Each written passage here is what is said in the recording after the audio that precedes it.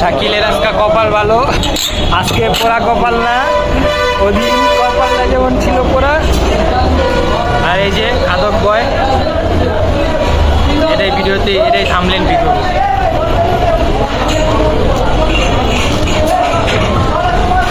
এটাই থামলেন পিক হবে। এই যে আমিনের যেমন জীবনটা ফুটা, এরকম আমিনও ফুটা। লাভ লস নেবে